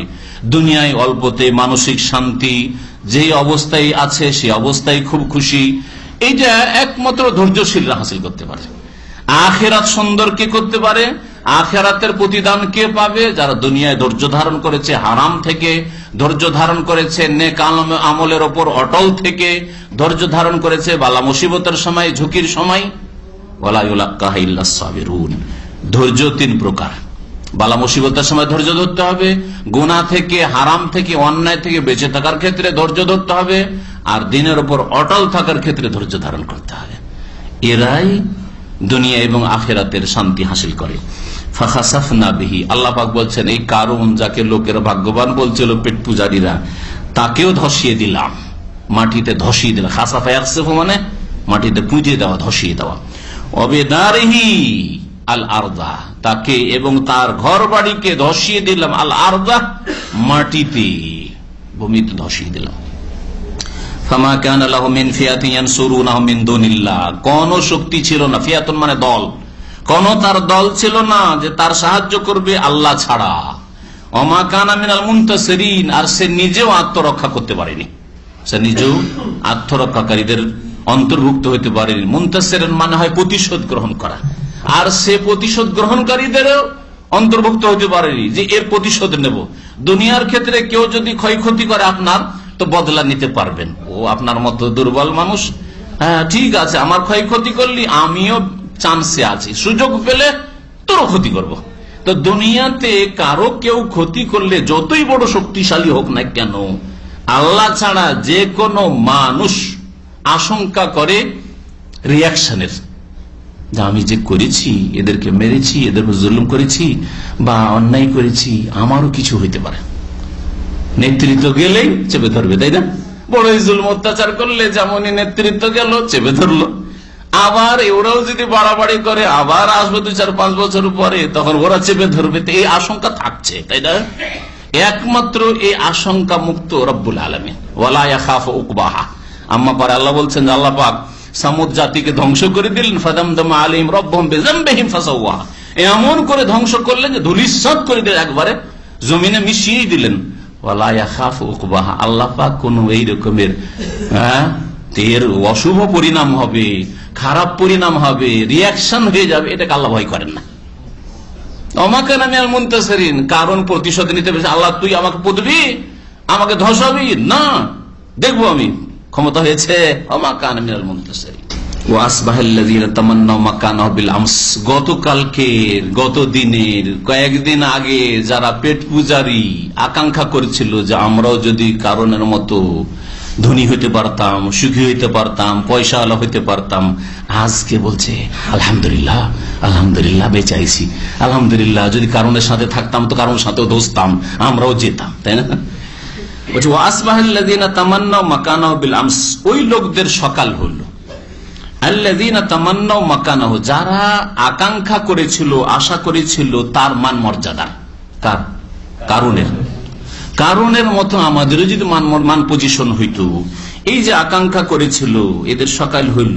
হ্যাঁ, তো কি আকাঙ্ক্ষা করেছিল? বিল আমস, গতকালকে, মানে গত দিনগুলোতে। এখানে গতকাল আমস বলা হয় গতকালকের দিনটা, আজকে শুক্রবার, বৃহস্পতিবারটা, এটা হচ্ছে কাছের আমস, গতকাল। কিন্তু এমনি এতে ব্যাপকতা আছে, গত যতগুলি দিন আছে, কাল আছে, যুগ আছে, সবগুলিকে আমস বলা হয়। আর আগামীকাল, গাদ মানে আগামীকাল, শনিবারের দিন আগামীকাল, এটা হচ্ছে কাছের আগামীকাল। কিন্তু আরবি ভাষাতে আগামীতে যা কিছু হবে সেগুলোকে বলা হয় গাদ বলা হয়। হ্যাঁ, যেমন আল্লাহ পাক কোরআনে কারীমে ইরশাদ করে, ওয়াল তানজুর নাফসুম মা কাদ্দামাত লিগাদ, প্রত্যেক ব্যক্তি যেন চিন্তা করে দেখে যে মা কাদ্দামাত, কি পাঠিয়েছে সে অগ্রিম, লিগাদ আগামীকালকের জন্য, মানে আগামীকালকের জন্য, আখিরাতের জন্য। আখিরাতকে আগামীকাল বলা হয়েছে। জান্নাত পাবে না পাবে না, জান্নাত নেওয়ার জন্য কি পাঠিয়েছে আল্লাহর কাছে, কতটা নামাজ পাঠিয়েছে, কতটা রোজা যাকাত দান খেরাত পাঠিয়েছে, কতটা নেক আমল পাঠিয়েছে, না গুনাহ পাঠিয়েছে, মানুষ যেন চিন্তা করে দেখে। তাহলে গাদ আগামী সময়কে বলা হয়েছে, আর আমস গত সময়গুলিকে বলা হয়েছে। তো আল্লাহ পাক ইরশাদ করেছেন যে সকাল হলো ওই সব লোকদের যারা কারণের মান মর্যাদার আকাঙ্ক্ষা করেছিল গত দিনগুলিতে। ইয়াকুলুনা, ওরা বলতে লাগলো, ওয়াইকা আন্নাল্লাহ ইয়াবসুতু রিজকা লিমান ইয়াশাউ মিন ইবাদিহি ওয়া ইয়াকদির লাউলা আম্মান্নাল্লাহু আলাইনা লাখাসাফা বিনা ওয়াইকা আন্নাহু লা ইউফলিহুল কাফিরুন। এখানে আল্লাহ পাক রব্বানা ওয়াইকা আন্না করেছে, ওয়াইকা আন্নাল্লাহ, এর মানে কি? এর মানে হচ্ছে হাই আফসোস। ওই একদল বলছেন যারা গ্রামারের পণ্ডিত, যে ওয়াইকা আন্না আসলে ছিল ওয়াইলাকা এলামান্না, ওয়াইলাকা এলামান্না, হায় আফসোস তোমার, জেনে রাখো আন্নাল্লাহ, আসলে আন্না এটা ইন্না, আর পরে যে আন্না রয়েছে হারফে মুশাব্বাবিল ফিল, আন্নাল্লাহ ইয়াবসুতু রিজকা লিমান ইয়াশা, আল্লাহ পাক যার জন্য চান রিজিককে প্রশস্ত করেন তার বান্দাদের মধ্য থেকে, ওয়া ইয়াকদিরু, আর যার জন্য চান আল্লাহ পাক রিজিককে সংকুচিত করেন, সংকীর্ণ করেন। তাদারা একদর মানে এখানে ক্ষমতা না, তাদারা একদর মানে হয় সংকুচিত করা হয়, সংকুচিত করে দেওয়া, আর বাসাতা প্রশস্ত করা। এই একটি ব্যাখ্যা। আর কেউ কেউ ওয়াই কান্না এর অর্থ করেছে যে আলাম তারা, তুমি কি দেখো না, তুমি কি দেখো না আন্নাল্লাহ ইয়াবসুতু রিজকা লিমান, হে মানুষ তুমি কি চিন্তা করে দেখো না যে আল্লাহ পাক যার জন্য চান রিজিকের দ্বারকে প্রশস্ত করেন, আর যার জন্য চান তার বান্দাদের মধ্য থেকে রিজিকের দ্বারকে সংকীর্ণ করেন। এই জন্য নয় যে এই লোকটা সৎ সেই জন্য বেশি করে এগিয়ে খেতে দেব, দুনিয়ার সুখ শান্তি দেবো, এই লোকটা অসৎ সেই জন্য রিজিক সংকুচিত করে দেব, না। দুনিয়ায় সততার ভিত্তিতে রিজিক প্রশস্ত করা হয়, দুনিয়া দেওয়া হয়, ভোগবিলাসের সামগ্রী দেওয়া হয়, এরকম হয় না আসলে। এই মর্মে একটি হাদিস ইমাম ইবনে কাসির রাহমাতুল্লাহ আলাইহি তার তাফসীর ইবনে কাসিরে উল্লেখ করেছেন, সেটা আপনাদের শোনাই। আব্দুল্লাহ ইবনে মাসউদ রাদিয়াল্লাহু তাআলা আনহু থেকে বর্ণিত, হাদিসটি মুসনাদ আহমদে আছে, বলছে ইন্নাল্লাহ কাসামা বাইনাকুম আখলাকাকুম, আল্লাহ পাক তোমাদের মাঝে চরিত্রকে ভাগ করেছেন, আর মানুষের আখলাক চরিত্র ভাগ করে দিয়েছেন। এই জন্য কিছু ভালো গুণ সৃষ্টিগত আছে, আপনার মধ্যে নম্রতা, আমার মধ্যে কঠোরতা, আপনার মধ্যে উদারতা, আমার মধ্যে সংকীর্ণতা, আল্লাহ না করে খারাপ গুণগুলি আসে। তো এইভাবে আল্লাহ পাক ভাগ করে দিয়েছেন। কাউকে আল্লাহ পাক রব্বুল আলামিন ঠান্ডা মেজাজের করেছেন, জন্মগত ঠান্ডা মেজাজের, কাউকে আল্লাহ গরম মেজাজের করেছেন। এইভাবে আল্লাহ বিভিন্ন রকম করে সৃষ্টি করেছেন। কিন্তু এই যে গুণগুলি আছে, ভালো গুণগুলি আছে, সেগুলিকে বাড়ানো সম্ভব, বাড়ানো যায়, মানুষ মেহনত করলে বাড়াইতে পারে। মন্দ গুণগুলিকে কমানো যেতে পারে। আল্লাহ পাক মানুষকে বেশ কিছু ক্ষমতা দিয়েছেন, এলমের ভিত্তিতে জ্ঞান শিখেন, ইমান সুন্দর করেন, আমল সুন্দর করেন, দেখবেন খারাপ চরিত্রগুলো কমাইতে পারবেন। রাগ আপনার বেশি, আপনি মানে জন্মগত আপনার রাগ বেশি, কিন্তু ওইটাকে আপনার ইসলাম, ইমান, নেক আমল, আখলাক, চরিত্র, আল্লাহ পাক, পরকাল, এসব চিন্তা করে আপনি কমাইতে পারবেন না, কন্ট্রোল করবেন। যদি আমার গরম মেজাজ না, আমি সবসময় আল্লাহকে ভয় করবো, জিকির আজকার করবো, আল্লাহকে স্মরণ করবো, আল্লাহ তুমি আমাকে এসব বাঁচিয়ে রাখি। এইভাবে যতগুলি খারাপ গুণ আছে সবগুলিকে মানুষ কন্ট্রোল করতে পারে চেষ্টা করলে। যতগুলি ভালো গুণ আছে সেগুলিকে বাড়াইতে পারে, সুসজ্জিত করতে পারে। কি বলছিলাম, নবী করিম সাল্লাল্লাহু আলাইহি ওয়াসাল্লাম বলছেন যে আল্লাহ পাক তোমাদের মাঝে কি করেছেন, রিজিককে, আখলাক চরিত্রকে ভাগ করে দিয়েছেন। কামা কাসামা আরযাকাকুম, যেমন তোমাদের রিজিক আল্লাহ পাক ভাগ করে দিয়েছে। তাহলে রিজিক আল্লাহর ভাগ। আমার ভাগ্যে আছে দাম্মামে থাকা, আমি যতই বলি মক্কা মদিনা, মদিনা হবে না, কথা বুঝতে পেরেছেন? আর তার মানে এই নয় যে মক্কা মদিনায় যারা আছে ভাগ্যবান, হইতে পারে কারণের মতো, বুঝতে পেরেছেন? হতে পারে কারণের মতো। ইমান আমল যদি সাধনা, এই তো কারণের চরিত্র। মক্কা মদিনায় থেকে যদি নামাজ না পড়ে, আপনি দাম্মামে কেন, বাংলাদেশে থেকে যদি আলহামদুলিল্লাহ তৌহিদ শিখলেন, তৌহিদ প্রতিষ্ঠা করলেন, শিরক মুক্ত থাকলেন, বিদাত মুক্ত থাকলেন, 5 ওয়াক্ত নামাজ পড়লেন, তাকওয়া পরহেজগারি অবলম্বন করলেন, আল্লাহর সাথে সম্পর্ক মজবুত করলেন, আপনি অনেক ভালো মক্কা মদিনায় থাকা লোকদের চাইতে। তো আল্লাহ পাক রব্বুল রিজিক ভাগ করে, আপনার চাকরি যেখানে আল্লাহ ভাগ সেখানে যেতে হবে। এই জন্য অনেক সময় অপ্রীতিকর মনের উল্টা অবস্থা চলে আসে। যেমন আমাদের এই ভাইকে জুবাইল যেতে হচ্ছে, কখনোই পেরেশানিতে পড়বেন না। চিন্তা করবেন এতদিন থাকলাম বন্ধু বান্ধব মহলে, নতুন জায়গায় যাব, আল্লাহ পাক সেখানে ভালো ব্যবস্থা করবেন। আল্লাহর সম্পর্কে সব সময় হুসনে জান, ভালো ধারণা, সুধারণা রাখবেন যে আল্লাহ এতে আমার কল্যাণ রেখেছেন, আল্লাহ পাক রব্বুল আলামিন এতে পরীক্ষা করেছেন। বাপ মা এখানে আছে, ছেলে মেয়েদেরকে দেশে পাঠিয়ে দিতে হচ্ছে, কখনো পেরেশান হবে না, না বাপ মা পেরেশান হবেন যে 18 বছর হয়ে গেছে সেজন্য পাঠিয়ে দিতে হইল, না ছেলে মেয়েরা পেরেশান হবে। আল্লাহ পাক এইভাবে রুজি ভাগ করে দিচ্ছেন। কেউ সৌদি আরবের দিকে আসছে, আর কেউ এখানে ছোট থেকে মানুষ হলো, তাদেরকে এখান থেকে বিদায় হয়ে যেতে হচ্ছে। এটা আল্লাহ পাকের ভাগ। আল্লাহ রিজিক ভাগ করে দিয়েছেন, তার রিজিক নেই, সুতরাং থাকবে না। আল্লাহ পাক রব্বুল আলামিন ধন সম্পদ দেন, যাকে ভালোবাসেন তাকেও দেন, ওমান লা ইউহিব্বু, যাকে ভালোবাসেন না, ঘৃণা করেন, আল্লাহর শত্রুকেও দেন। বুঝা গেল?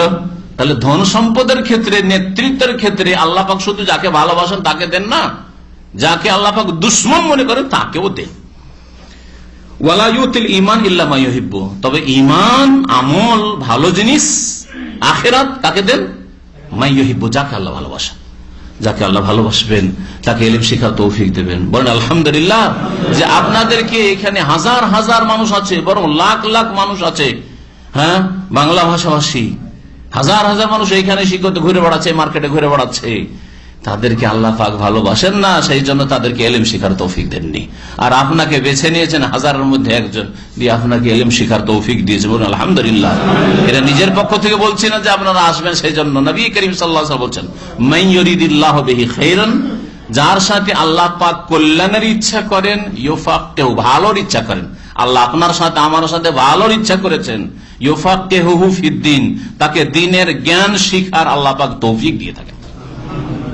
অজ্ঞতা দূর করছি, ইমান তাজা হচ্ছে, শয়তানি খেয়ালগুলি কমছে, আখিরাতমুখী হচ্ছি, কমপক্ষে ইমানটাকে ঠিক রাখার চেষ্টা করছি, আমলটাকে ঠিক রাখার চেষ্টা করছি, ফরজ ওয়াজিবটা আদায় করছি ঠিকভাবে, হারাম নাজায়েজ কাবিরা থেকে বেঁচে আছি। এই যে মন মানসিকতা 1 ঘন্টা 1.5 ঘন্টা এখানে বসাই তৈরি হচ্ছে, যেটা থেকে হাজার হাজার লোক মাহরুম হয়ে রয়েছে। আল্লাহ আপনার সাথে কল্যাণের ইচ্ছা করেন, সেজন্য আপনাকে ইমান, ইলমের, আমলের তৌফিক দিয়েছেন। আল্লাহ পাক যেন আমাদের কবুল করেন। ওই সব লোকেরা যারা দুনিয়াদার ছিল আর আকাঙ্ক্ষা করছিল গত দিনগুলিতে যে আমরাও যদি কারণের মতো পয়সাওয়ালা হইতাম, তারা বলতে লাগলো যে হাই আফসোস আন্নাল্লাহ। এখন বুঝতে পেরেছে মানুষের উপর যখন বজ্রাঘাত হয় তখন বুঝতে পারে, যে বিপদ আপদ আসলে তখন বুঝতে পারে যে আল্লাহ পাক রব্বুল আলামিন যার জন্য চান তার বান্দাদের মধ্যে থেকে রিজিক প্রশস্ত করেন, আর যার জন্য চান আল্লাহ পাক সংকীর্ণ করেন।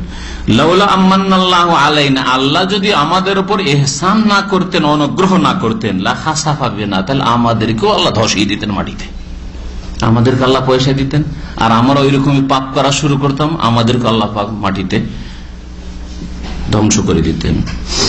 ওয়াইকান্নাহু লা ইফলাহুল কাফিরুন, হায় আফসোস, হায় আফসোস, নিঃসন্দেহে জেনে রাখো যে লা ইফলাহুল কাফিরুন, কাফিররা কোনদিন সফল কাম হয় না।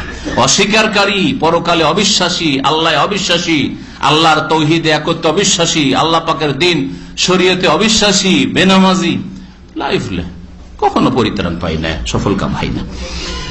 আল্লাহ পাক রব্বুল আলামিন তারপরে ইরশাদ করেছেন আখিরাতের কথা। আখিরাত কার জন্য? আখিরাত অত্যন্ত মূল্যবান। দুনিয়া আল্লাহ পাক সৎ লোক ও অসৎ লোককে দেন। দুনিয়া যাকে ভালোবাসেন তাকেও দেন, আর যাকে ভালোবাসেন না তাকেও দেন। কেন? কারণ দুনিয়া আল্লাহর কাছে তুচ্ছ, মূল্যহীন। দুনিয়ার কোন মূল্য নেই, ওই মাছি বা মশার ডানা পরিমাণ তার মূল্য নেই। হ্যাঁ, পক্ষান্তরে আখিরাত আল্লাহর কাছে অত্যন্ত মূল্যবান। আখিরাত আল্লাহর কাছে অত্যন্ত মূল্যবান, আখিরাতের জীবন, আখিরাতের সুখ। সেজন্য আখিরাত শুধু যাদেরকে ভালোবাসেন তাদেরকে আল্লাহ পাক সুখময় স্থান দেবেন আখিরাত। আল্লাহ বলছেন তিলকা দারুল আখিরাহ, এই যে আখিরাতের ঘর, এই যে আখিরাতের ঘর, নাজআলুহা লিল্লাযিনা লা ইউরিদুনা উলুওয়ান ফিল আরদি ওয়ালা ফাসাদা, দেব আমি এই আখিরাতের ঘর ওই সব লোকদেরকে যারা চাই না, লা ইউরিদুনা, চাই না, উলুওয়ান, দাম্ভিকতা, নিজেকে ওপরে করতে চাই না, যে আমি ওপরে থাকবো, আমি সবার ওপর ডান্ডা ঘোরাবো, আমি সবাইকে দেখবো না, ওপরে চাই না। সাধারণ মানুষ হিসাবে জীবনযাপন করতে চাই।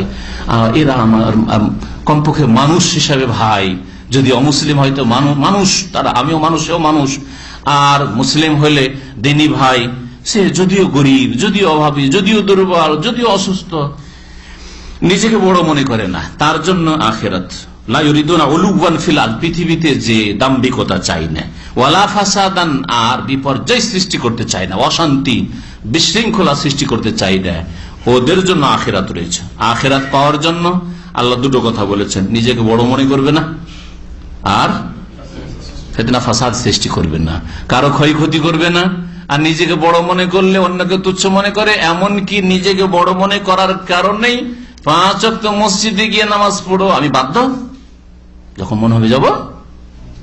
হ্যাঁ, তারপর এর চাইতে বেশি শয়তান সুযোগ নিয়েছে অনেকের, আমি এত শিক্ষিত একজন প্রফেসর মানুষ, এত আমি বড় নেতা, আর ওই সেজদা করতে হবে, চাটায় সেজদা করতে হবে, মাটিতে সেজদা করতে হবে, সুতরাং নামাজ পড়ে নেই, নামাজ নাই।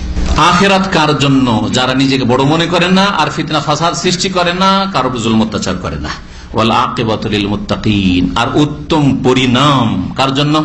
আল্লাহ ভীরুদের জন্য, যারা পাপ মুক্ত গুনাহ থেকে বেঁচে থাকে, আল্লাহর দিন মেনে চলে, মুত্তাকি পরহেজগার, তাদের জন্য উত্তম পরিণাম, শুভ পরিণাম রয়েছে। শেষ পরিণাম, তারা ভাগ্যবান হবে।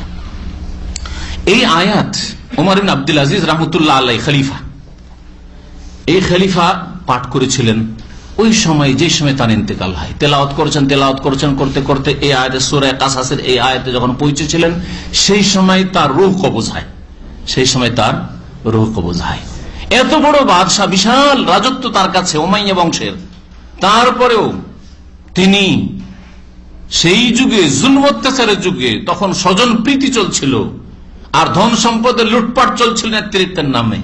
সেই সময় যত ধন সম্পদ এসেছে সবগুলি ফিরে বাইতুল মালে জমা করে এসে, স্ত্রী, রাজার মেয়ে, রাজার বোন, রাজার স্ত্রী, এমন কোন মহিলা উম্মতে মুসলিমাতে জন্মানি যার বাপও রাজা, দুই ভাই রাজা, আর যার সাথে বিয়ে হচ্ছে স্বামী সেও রাজা, একমাত্র ফাতেমা ওমর ইবনে আব্দুল আজিজের স্ত্রী। বিনতুল খলিফাতে ওয়াল খলিফাতু যাওজাহা উখতুল খালাইফ ওয়াল খলিফাতু জাদ্দুহা, ওর দাদাও ওয়াল খলিফাতু জাদ্দুহা, বিনতুল খলিফাতে ওয়াল খলিফাতু যাওজাহা, খলিফার মেয়ে, ওয়াল খলিফাতু যাওজাহা, তার স্বামীও খলিফা, উখতুল খালাইফ, কয়েক খলিফার ভাই মানে বোন, আর ওয়াল খলিফাতু জাদ্দুহা, আর তার দাদাও খলিফা। সুবহানাল্লাহ। বলে এত ধন সম্পদ, এত অলংকারের বোঝা যে তোমাকে দিয়ে পাঠিয়েছে, তোমার বাবা কোথা থেকে পেল এগুলো? সব তো বাইতুল মালের, এগুলো সব তো মুসলিমদের, যাও বাইতুল মালে জমা করে আসো, যদি আমার সাথে থাকতে চাও তাহলে ফেরত দিয়ে আসো, সব জমা করে দেবো, একটা কিছু রাখলো না। এই ছিলেন খলিফা। এই জন্য তাকে পঞ্চম খলিফা রাশেদ আলী রাদিয়াল্লাহু তাআলা, অথচ মোল্লা মেলা গ্যাপ, পঞ্চম খলিফা রাশেদ বলা হয়েছে। আল্লাহ পাক রব্বুল আলামিন এরকম যেন সৎ নেতৃত্ব আমাদেরকে দান করেন। তাহলে এইরকম শুভ পরিণাম হবে। দেখেন আখিরাতের আয়াত তেলাওয়াত করছেন আর দুনিয়া থেকে বিদায় নিচ্ছেন। আল্লাহ পাক আমাদেরকে যেন ভালো মত দান করেন। মান জা বিল হাসানাতি ফালাহু খায়রুম মিনহা, যে ব্যক্তি নেকি নিয়ে আসবে তার জন্য ওর চাইতে উত্তম রয়েছে, 10 গুণ রয়েছে।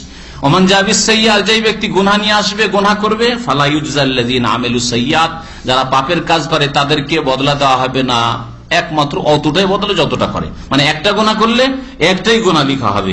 ইল্লা মা কানু ইয়ামালুন, যেই কর্ম করেছে সেই কর্মেরই শুধু বদলা দেওয়া হবে, পাপ দেওয়া হবে। মহান আল্লাহ তারপরে ইরশাদ করেছেন, ইন্নাল্লাযীনা ফারাদা আলাইকাল কুরআনা লারাদ্দুকা ইলা মাআদ। নবী করিম সাল্লাল্লাহু আলাইহি সাল্লামকে সম্বোধন করে আল্লাহ পাক বলছেন যে, হে নবী, যে আল্লাহ পাক তোমার উপর কোরআনে কারীম নাযিল করেছেন, নিশ্চয়ই ইন্নাল্লাযী ফারাদা আলাইকাল কুরআন, যে আল্লাহ তোমার উপর কোরআনকে বিধিবদ্ধ করেছেন, মানে কোরআনকে নাযিল করেছেন, লারাদ, কোরআনের বিধান ফরজ করেছেন, নাযিলও করেছেন, এবং কোরআনের বিধান তোমার উপর ফরজ করেছেন, তোমার উম্মতের জন্য বা মানব জাতির জন্য আল্লাহ পাক ফরজ করেছেন। লারাদ্দুকা ইলা মাআদ, অবশ্যই তোমাকে ফিরিয়ে দেবেন তোমার স্বদেশে, স্বদেশে ফিরিয়ে দেবেন। একটা তাফসীর, এই মাআদের দুটি তাফসীর করা হয়েছে। স্বদেশে আল্লাহ পাক ভবিষ্যৎবাণী করেছেন। নবী করিম সাল্লাল্লাহু আলাইহি ওয়াসাল্লাম মদিনা হিজরত করে চলে এসেছেন, মক্কা থেকে নির্বাসিত, বিতাড়িত হয়েছেন, আল্লাহ পাক ভবিষ্যৎবাণী করছেন। আর সূরা কিন্তু মক্কি, সূরা মক্কি, এখান থেকে চলে যাবে, তোমাকে বিতাড়িত করা হবে, মক্কা ছেড়ে দিতে হবে, কিন্তু আবার মক্কায় তোমার স্বদেশে আল্লাহ পাক অবশ্যই ফিরিয়ে দেবেন, যে আল্লাহ কোরআন নাযিল করেছে। 8 বছর হলো হিজরতের, 7 বছর গিয়েছে, 8ম হিজরিতেই নবী করিম সাল্লাল্লাহু আলাইহি ওয়াসাল্লাম বিজয়ী হয়ে সাহাবায়ে কেরামদেরকে নিয়ে কাবা ঘরে ঢুকলেন, মক্কায় ঢুকলেন। মক্কা মুসলমানদের হাতে, নবী করিম সাল্লাল্লাহু আলাইহি ওয়াসাল্লাম হাতে আসলো। আরেকটি তাফসীর হচ্ছে, মাআদ মানে স্বদেশ নয়, মাআদ মানে হচ্ছে আখিরাত, পরকাল। এর আগে তাফসীর করতে গিয়ে বলেছে, মাস মানে দুনিয়া, যেখানে আপনি জীবিকা নির্বাহ করছেন, জীবনযাপন করছেন, আর মাআদ মানে হচ্ছে যেখানে প্রত্যাবর্তন স্থল, আদা ইয়াউদু থেকে। ইন্নাল্লাযী ফারাদা আলাইকুল কুরআন, যে আল্লাহ পাক তোমার উপর কোরআন নাযিল করেছেন, বিধিবদ্ধ করেছেন, তিনি অবশ্যই তোমাকে আখিরাতে, পরকালে ফিরিয়ে নিয়ে আসবেন। তোমাকেও আখিরাতে, কিয়ামতে আসতে হবে, তোমাকেও আখিরাতে আসতে হবে, মানে তোমাকেও মৃত্যু মুখে পতিত হইতে হবে। কুল, হে নবী জানিয়ে দাও, রব্বি আ'লামু বিমান জাআ বিল হুদা, আমার প্রতিপালক জানেন যে কে হেদায়েত নিয়ে এসেছে, ওমান হুয়া ফি যালালিম মুবিন, আর কে সুস্পষ্ট গুমরাহিতে রয়েছে। ওমা কুনতা তারজু আইয়ুলকা ইলাইকাল কিতাবিল্লা রাহমাতাম মির রাব্বিক, হে নবী তুমি আশা করনি যে তোমার উপর কিতাব নাজিল করা হবে, তবে এটা তোমার রবের পক্ষ থেকে করুণা স্বরূপ, রহমত স্বরূপ। মোহাম্মদ তুমি কি জানতে 40 বছর বয়সের আগে যে তোমাকে কিতাব কোরআন দেওয়া হবে, নবী করা হবে? তুমি জানতে না। এটা আল্লাহ পাকের রহমত যে তোমাকে আল্লাহ পাক মনোনীত করেছেন। ফালা তাকুনান্না যাহিরান লিল কাফিরিন, সুতরাং কাফেরদের কখনো তুমি সাহায্যকারী হইও না। ওয়ালা ইয়াসুদ্দান্নাকা আন আয়াতিল্লাহ, আর আল্লাহর আয়াত থেকে তোমাকে যেন বাধা কেউ না দিতে পারে। বাদাই উনজিলাত ইলাইক, তোমার উপর কোরআন নাজিল হওয়ার পরে, আয়াত নাজিল হওয়ার পরে। ওয়াদু ইলা রাব্বিক, আর রবের দিকে তুমি মানুষকে আহ্বান করতে থাকো, ডাকতে থাকো। ওয়ালা তাকুনান্না মিনাল মুশরিকিন, মুশরিকদের দলে শামিল হইও না, তাদের সমর্থন করিও না, তাদের সাথে ডিসকাউন্ট করিও না যে দিন ছেড়ে দিয়ে কিছু ছেড়ে দেবো তোমাদের সাথে শরীক, এইরকম করিও না। ওয়ালা তাদউ মা আল্লাহ ইলাহান আখার, আর আল্লাহর সাথে অন্য কাউকে ডেকো না। যেমন ডাকা চলবে না, দোয়া করা চলবে না আল্লাহ ছাড়া অন্যের কাছে, তেমন সেজদা, রুকু আর অন্যান্য ইবাদত বন্দেগী সেগুলি আল্লাহ ছাড়া কারো জন্য নাই। দোয়া বলে আল্লাহ পাক সমস্ত ইবাদত বন্দেগীকে বুঝিয়েছেন। লা ইলাহা ইল্লাহু, কারণ তিনি ছাড়া আর কেউ সত্য মাবুদ নেই। কুল্লু শাইইন হালিক, প্রত্যেক বস্তু হচ্ছে নশ্বর, প্রত্যেক বস্তু হচ্ছে ধ্বংসশীল। ইল্লা ওয়াজহা, একমাত্র তার চেহারা ছাড়া। আর আল্লাহ পাকের চেহারা বলে এখানে তার জাত, তার সত্তাকে বোঝানো হয়েছে। যেমন আমরা আমাদের ভাষার অলংকারে বলে থাকি যে ভাই আপনার চেহারাটা অনেক দিন দেখিনি, মানে কি, মানে আপনার হাত পা দেখেছি নাকি, মানে আপনাকে দেখিনি, তো আপনার উত্তম শরীরের উত্তম অঙ্গটা বলে আপনাকে উদ্দেশ্য করলাম।